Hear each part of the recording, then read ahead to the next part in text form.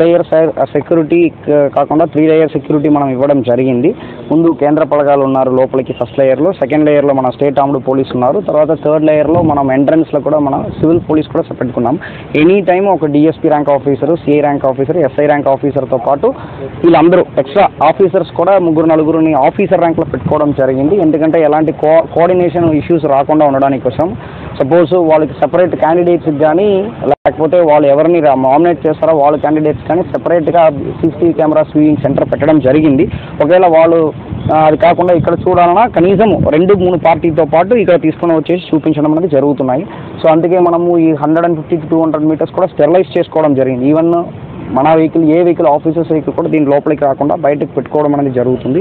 So ఇది చివరి వరకు మన కౌంటింగ్ రోజు జరుగుతున్న వరకు కూడా సేమ్ కట్టదిట్టమైన సెక్యూరిటీ అనేది కంటిన్యూ అవుతాయి. ఎవరు వచ్చినా ఎంట్రీ చేయాలి అన్నది బేసిక్ సింపుల్ థింగ్స్ మనం చూసుకుంటాం. ఇప్పుడు అదే నేను ఇంత కలుతగానే అడిగింది. ఇప్పుడు ఈ విన్నింగ్ అయిన తర్వాత అంటే ఇక్కడ ఊరేగింపులు లేకపోవచ్చు కానీ గ్రామీణ ప్రాంతాల్లో అక్కడ ఒక విధమైన అన్సెక్యూరిటీ ప్రాబ్లం ఉంటుంది. దానికి సంబంధించి గ్రామీణ ప్రాంతాల్లో కూడా ఏమైనా చర్యలు తీసుకుంటున్నాం? అన్ని చోట్ల కూడా సెక్యూరిటీ వేసుకుంటున్నాము. మనము వాళ్ళు పోలీస్ స్టేషన్లో ఉన్న వాళ్ళు ప్లేస్లో సెక్యూరిటీ చూసుకుంటారు. ఇక్కడ ఉన్న వాళ్ళకి మనం కొన్ని కామన్గా సెక్యూరిటీ పూలప్ చేసుకుంటున్నాం కాబట్టి అన్ని చోట్ల కూడా పోలీస్ పర్సన్స్ ఉంటాయి. 144 సెక్షన్ అమల్లో ఉంటున్నది కూడా అన్ని చోట్ల కూడా మేము ఆల్రెడీ అనౌన్స్మెంట్ చేస్తున్నాము. అది ఇంకా నెక్స్ట్ 2-3 డేస్లో ఇంకా కూడా కొంత క్లారిటీగా వాళ్ళకి చెప్పడం జరుగుతాయి. ఏ పర్మిషన్ ఇలాంటి విక్టరీ మార్చ్ కానీ చేయడానికి పర్మిషన్ లేదు కాబట్టి ఒకవేళ అలాంటిది చేశారంటే వాళ్ళపైన కఠిన యాక్షన్ తీసుకుంటాము. వాళ్ళపైన కేసెస్ కూడా రిజిస్టర్ చేస్తాము. నాకు వరకు నా ఇన్ఫర్మేషన్ వరకు యూ విల్ టేక్ కేర్.